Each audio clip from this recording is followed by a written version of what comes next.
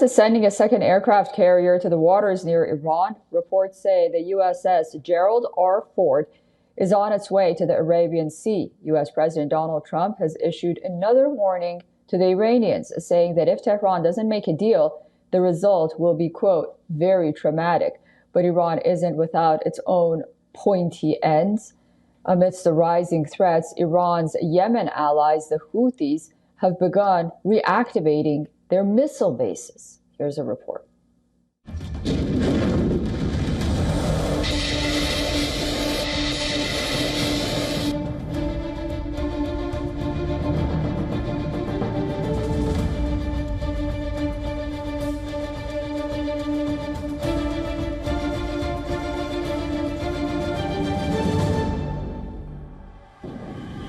The Houthi rebel group in Yemen has begun deploying its missile launchers.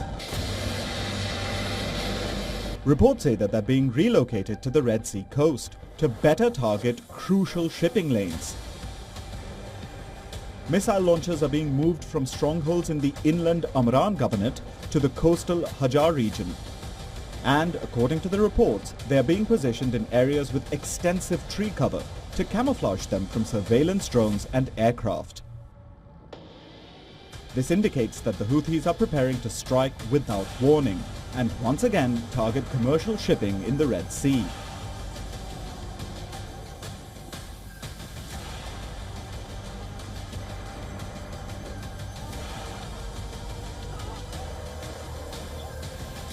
The Houthis began attacking ships in the Red Sea in 2023 after the Israel-Hamas war in Gaza began.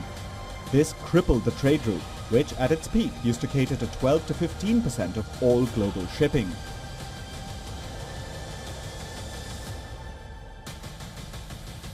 The Houthis used their missiles to attack both ships and Israel itself. Houthi attacks on Israel led to both Tel Aviv and Washington bombing Yemen. But the Houthis still maintain their arsenal, including Mandab-class missiles, modified Iranian Noor missiles, and even land-to-sea Quds cruise missiles. Reactivating them makes West Asia even more volatile, even as the US and Iran are engaged in tense negotiations. Iran and the US have already held one round of talks aimed at a nuclear deal. But ahead of the second round, Israel's Prime Minister Benjamin Netanyahu paid US President Donald Trump a visit. Netanyahu has departed the US, saying that he thinks Trump is creating the conditions for a good deal. And this is what Trump said after the meeting. We have to make a deal, otherwise it's going to be very traumatic. Very traumatic. I don't want that to happen, but we have to make a deal. They should have made a deal the first time, and they got Midnight Hammer instead. And this will be very traumatic for Iran if they don't make a deal. Look, if they don't make a deal, then it'll be a different story. But we had a very good meeting yesterday with Bibi Netanyahu, and he understands, but it's ultimately up to me. Reports say that the US has deployed a second aircraft carrier to West Asia. This time, it's the world's largest carrier, the USS Gerald R. Ford.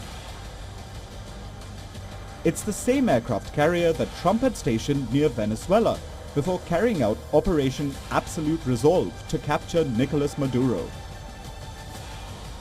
Now, the USS Gerald R. Ford is being redeployed to West Asia, where it will join the USS Abraham Lincoln.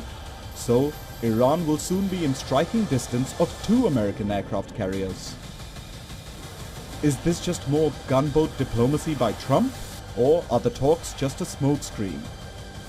It seems both Iran and the Houthis are gearing up for the worst-case scenario. Bureau Report, WION.